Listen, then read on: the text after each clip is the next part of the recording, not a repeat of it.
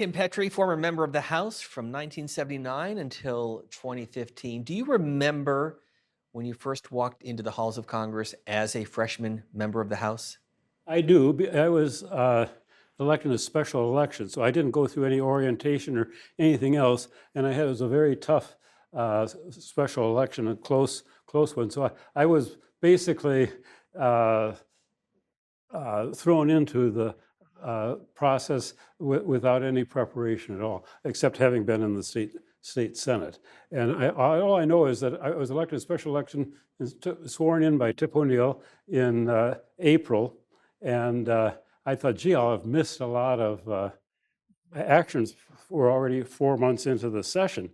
And I think there were 2 or 3 votes that day, and they were like the 11th and 12th and 13th of the year. There were very few roll call votes when I first got elected, because they had just put in electronic voting. And before that, the House voted the way the Senate still does. They would call all 435 names twice, and then that process would take a couple hours, and people would run over at the end, and it would take another hour or two to finally get everyone recorded. So it was very hard to get a roll call vote when I first got into session. We didn't have things like gotcha amendments and all the stuff that goes on today. I want to talk about the institution of Congress because obviously it's come under attack because many feel that it's usurping its own authority today in 2025. What is your view, having been in the House for so many years and really seen some transformational changes over the years? Well, I think you know, the legislative branch is the first branch of government, and I think uh, was quite different when I first was there, in that basically it had been democratic with several very short, narrow interruptions from the time of the beginning of, right after the Great Depression started in 1929. And I mean, I think 46 to 48 and 52 to 54, there were narrow Republican majorities. The rest of the time was all Democratic. But it was quite different in that the parties were not uh, uh, uniform ideologically. There were cross-party coalitions, because you had a lot of Southern, very conservative uh, Democrats, and a fair number of fairly moderate to liberal Northern Republicans. And so you had a conservative majority, even though you had a Democratic majority in the House of Representatives many years while I was there. So when you look at how Congress is set up, every 2 years you're up for reelection. Yeah. Many people say that the committee process is archaic. If you could fix Congress as an institution, having been there for those many years, what changes, if any, would you make? Well, I think myself, the suggestions I have are probably not very. I think a lot of these reforms have been counterproductive. I would really rather try to minimize the impact of what I think has happened is that things have gotten very flat. A lot of gatekeepers have disappeared. Media is very immediate. We didn't have these cell phones and things. When I had town meetings, they used to be real town meetings. People would come. Nowadays, there's always a couple people, they're all recording everything. There are a couple of people there doing gotchas and it becomes very hard for people to have legitimate town meetings. They do telephone town meetings and other things. I think if I could, I'd go back to roll call votes the way the Senate does, slow that process down. It's not more efficient to do a vote in 4 hours as opposed to 3 seconds. You just have a lot more votes, and it screws things up for people. I I don't know. I guess people expect it to be televised, so pretty hard to stop that. But it used to be before that people would actually talk on the floor of the House. You weren't supposed to read anything on the floor of the House, and they would actually change their minds in debates instead of just reading things at each other. It was more of a deliberative body, I think. Well, you came to the House the same year that C-SPAN began coverage of the Right. House, and Yeah. then, of course, the Senate in 1985. Has that helped or hurt the institution? I don't think it's helped myself. Really? I don't think so. Uh, it people you get it's you have a certain number of people who grandstand. A lot of people don't really understand the process very well. Um, uh, so I don't know. And I think the committees, frankly, I don't know how it is right now, but a lot of the committees, well, the years I was there, a lot of them were, the real work was done in committees, and a lot of the committees were very bipartisan, and I think a few still are. Uh, we used to, I mean, I think the Armed Services Committee in the House still has a joint Democratic and Republican staff. I served on the Public Works Committee, and the Democrats have been in control for many years. When the Democratic committee chief of staff retired, the Democratic chairman hired the Republican chief of staff to be chief of staff for the full committee. They'd worked together. They stood wherever people stood on different issues, and they thought he had done a good job. And when I was elected, Carl Perkins was my Democratic chairman, and he made a practice of holding hearings in anyone's district, Republican or Democrat, who was willing to go to other people's districts. So he'd get 8 or 10 of us from both parties on the committee, and he'd go to the 8 or 10 different districts. We had to agree to go to his district, and then he'd come to your district and go to the others. And he was very supportive. I still remember when I first was, I had this hearing in my district. The Democratic chairman came into it, and we had 4 or 5 meetings around the district at the vocational school and some other schools. We had a big breakfast with the union people and educators in my district. And Carl Perkins stood up and said, "You sent a good man to Congress, and I hope you elect him and re-elect him and re-elect him again." He was a Democrat and I'm a Republican, and my Democratic opponent sitting there was a union guy sitting in the crowd. So I didn't have much of a campaign after the first time. Is that possible today? I don't think so. But I don't know. It may still be in some districts.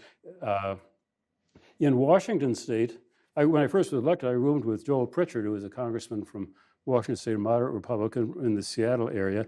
Tom Foley is a Democrat in Washington State from Eastern Washington, which is a very Republican area.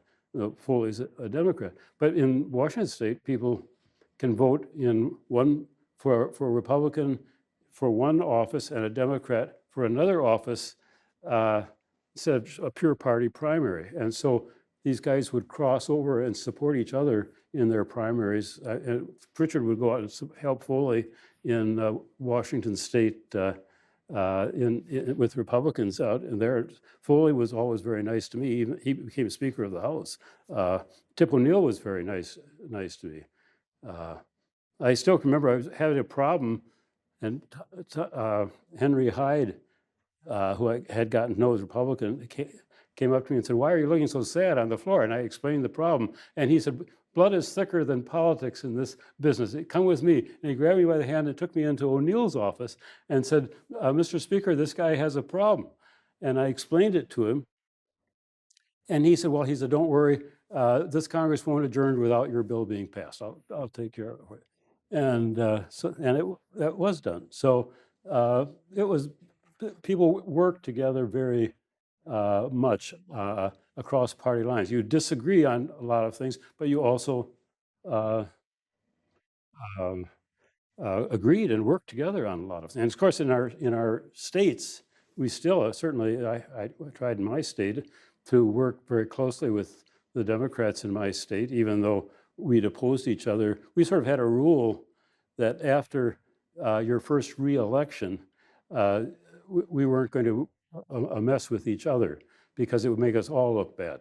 So you were a free game with your first re-election, and then after that, we wouldn't go in. I wouldn't go into Obie's district to support a Republican against him, and he wouldn't come into my district to support a Democrat against me. That was sort of the way it worked in those days. You mentioned Tip O'Neill. I'm curious, Congressman, how, if you think Newt Gingrich changed the speakership, the role of the speakership, and how the House operates during his time. Because since then, we've had this back and forth between Democrats and Republicans, and Democrats controlling the House. To your earlier point, it was the Democrats for 50 years almost. That changed in 1994. Well, he made it much different. He was, of course, they had a huge problem. They had been, Republicans had been in the minority for a very long time. and even longer. And uh, uh, he and Dick Armey, a little bit Tom DeLay and others, were trying to shake the institution up, and they used C-SPAN. Uh, and I still remember they would reserve time at the end of the day, and maybe 500,000 people around the country would watch it, and they Special orders. would put on these debates and pretend there was an audience there, and it drove Tip O'Neill crazy. So he changed the rules so the camera would pan the audience to show no one was there. But when they did with this contract with America, and you know, there's normally a swing against whoever's in power anyway in a midterm election. They managed to get a majority of the House, and it was a big problem at that time because they had the idea that they ought to get rid of all of the House staff, that they had all been hired by the Democrats who were in the majority. And it finally, a number of us, was not a major factor in that, but I was involved in convinced them not. They got rid of a number of the people, but they kept the House chaplain, who was really not a partisan position. It was a fellow named Ford, and they kept the parliamentarian's office, which is very important. And that was because when O'Neill was in the chair and Newt was speaking, O'Neill got mad and cussed or did something at Gingrich, and Bob Walker, who was managing the floor, said, "I demand that the speaker's words be taken down." And suddenly there's a quiet, and the parliamentarian's ruffling through his thing, and everybody goes, and it said, "Yeah, well, he's right, Mr. Speaker. The rules say if you did what you did, you're out of order."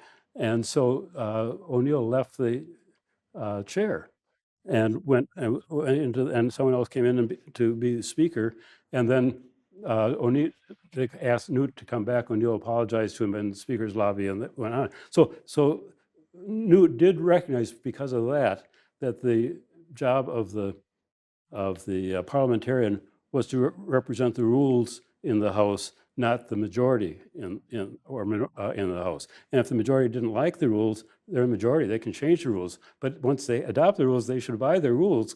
Otherwise, we're a body that makes laws. If we don't pay attention to the laws we ourselves make, why should anyone else pay attention to it? How are the districts drawn in Wisconsin? For Congress? Well, I was there. The custom was for the state legislature in both parties to defer to the delegation. And Dave Obey and my predecessor, Bill Steiger, and then years later, Dave Obey and Jim Sensenbrenner would meet and negotiate the district lines for the thing. And Obey's job was to get the Democrats in the legislature to support it, and Steiger and then Sensenbrenner's job was to get the Republicans to support it. And so it was basically done by the incumbents in the state legislature. That's changed quite a bit because both parties started hiring these computer consultants analyzing. Obey used to be, he used to try very hard to follow existing political jurisdictions. It makes it a lot simpler for county clerks and for everyone else in the whole conducting the elections, and to have clean, compact districts as best as possible. But this changes with these guys that are running around looking wards, and this making it these strange gerrymandered districts. So how does that affect the vote, not you, but votes of members of Congress when, again, you're more worried about a primary than a general election, and these districts are drawn to benefit one party or the other, not to generate a sense of crossing the aisle? Well, they're all worrying about primaries now. That's all either party works about. Because the lines are drawn that way. Yeah. I think they were pretty much there were a few districts that would swing in Wisconsin, but we didn't have the Madison district of all things went from uh, a very heavily Democratic district, but it went from Democratic to Republican. Scott Klug was a TV guy, got elected. He was moderate as well. Like he was very liberal, very conservative on economic issues, but he's pretty liberal on abortion and some of the social issues, and that fit the district pretty well. And Kastenmeier had been in for a very long time, and sort of, I think, 32 years or so, not almost as long as I was. And he had kind of lost interest in campaigning real hard. So So as you look at three factors: money in politics, media, including social media and partisan cable television, and congressional districts the way they are drawn, how does that affect the institution? And that has it damaged the institution? um, probably I don't. You had money is both more and less important than it was, because media is pretty well, a lot of it's free nowadays. I mean, if I were starting out today, ringing to people, I would be doing as I did before, ringing people's doorbells, but instead I would be trying to get their email or cell phone number so I could then follow up with you know, all these email and stuff. That doesn't cost anything. Mhm. Yeah, my district, we didn't have any expensive. We had basically Green Bay TV, uh, and most elections, we didn't really spend very much money. A lot of districts are still that way in the House. You go to Idaho and North and South Dakota and places like that, I don't think they spend very much money. It's big cities where the money is spent. Well, sure. I mean, here in Washington, in New York City, and Los Angeles. Yeah, And so we're talking about house races that could be upwards of $5 to $10 million yeah. a pop. The thing that I had never really, I always thought political parties existed to support candidates. And I was elected, as I said, in a special election and raised some money and self-funded my campaign. I think I loaned it a couple of $100,000, was a lot in those days.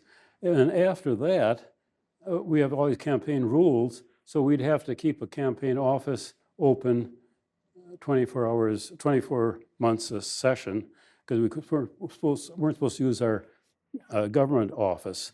And so keeping the campaign rules basically required us to spend about $100,000 a cycle just to have a separate office and a secretary and keeping track and doing the campaign reports and stuff.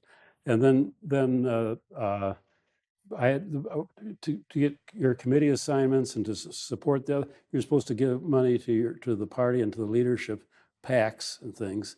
And so I would end up giving a couple of $100,000 a campaign cycle to the leadership people. I give money to the uh, county party districts in my organizations in my district, and we would only a lot of campaigns we actually would raise maybe $600,000 or $700,000 and spend just to keep the campaign office would cost us about for 2 years with a secretary and a part-time, and it cost us about $100,000, and we spent maybe $150,000 on media for the campaign. That would be about it.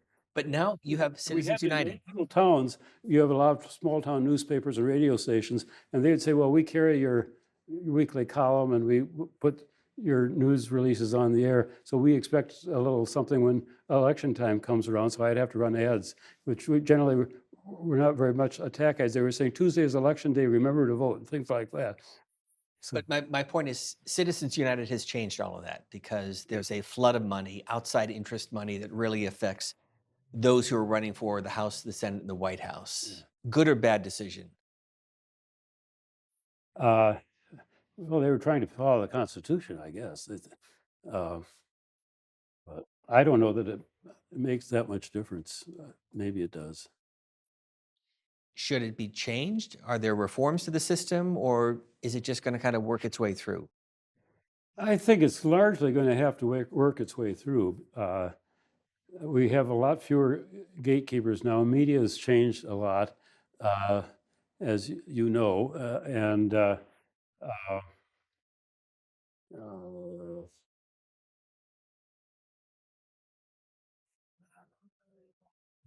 I don't know what I feel very sorry for people, for the families especially. I mean, there's a lot more going on. They don't publicize a lot of it. You meet people on the Supreme Court, or you see these judges now they go after their wives.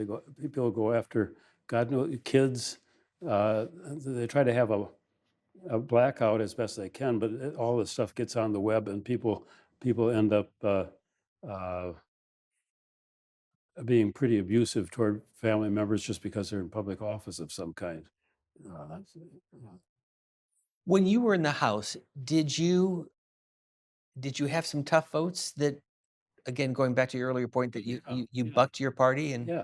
felt that you pay a price, or no? I think one of them, one of the first votes I did was on creating the Department of Education. And I didn't, John Rhodes was the leader at that time, and there's Bob Michael after that. And he said, we'd really prefer you wouldn't vote for this. And, but the reason really was that because Carter had campaigned on creating the Department of Education, and they said, we don't want to give him a victory. Well, that didn't seem like that very partisan, very persuasive reason to me. And I knew Elliot Richardson, who was from Massachusetts. I'd gone to school in Massachusetts, and he'd campaigned for me when I ran for the U.S. Senate, believe it or not, and arranged for me to be a fellow at the Woodrow Wilson Center afterward when he was there as well.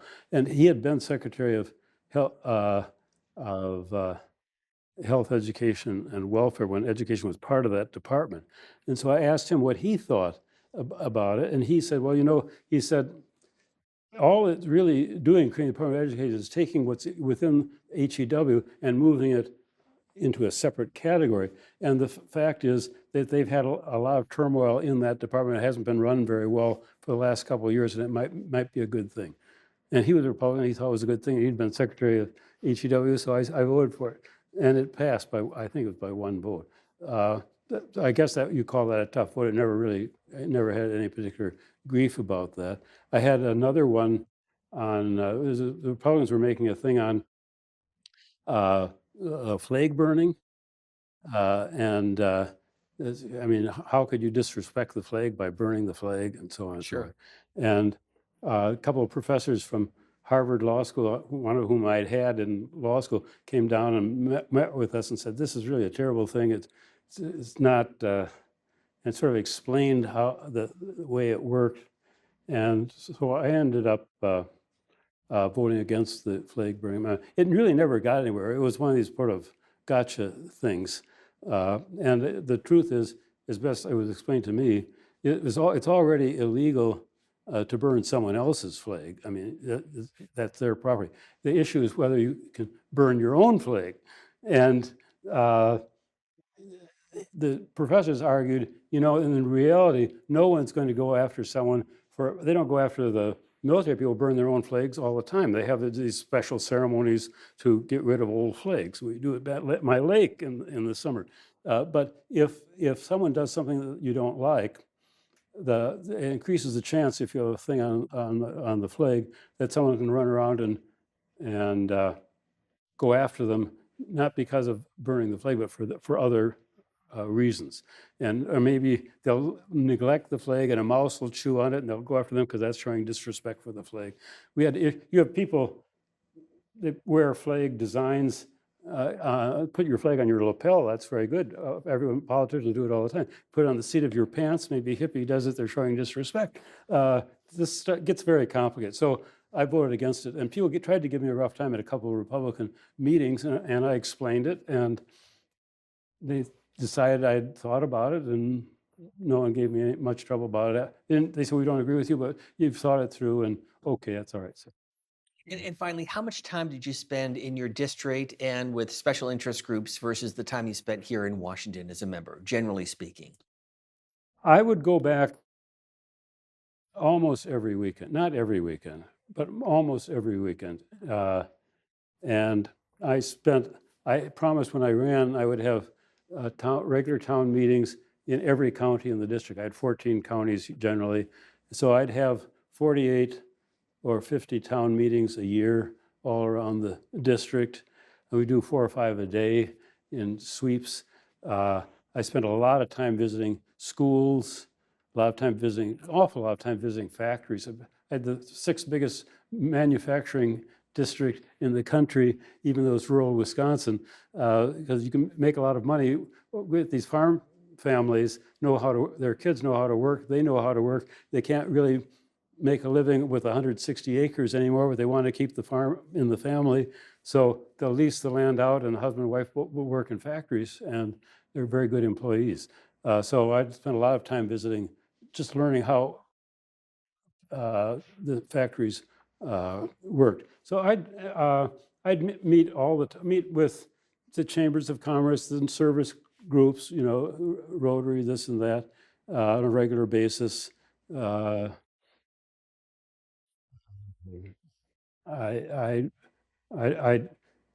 I'm trying to think of dairy. We have big dairy, a lot of different agricultural special interests, if you want to call it that, contractors groups, labor groups. My 3 biggest contributors most elections were union groups. The railroad engineers, the carpenters would give me money. Uh, uh, Do you miss Congress? yeah, I think so. I think it's a wonderful institution, and uh,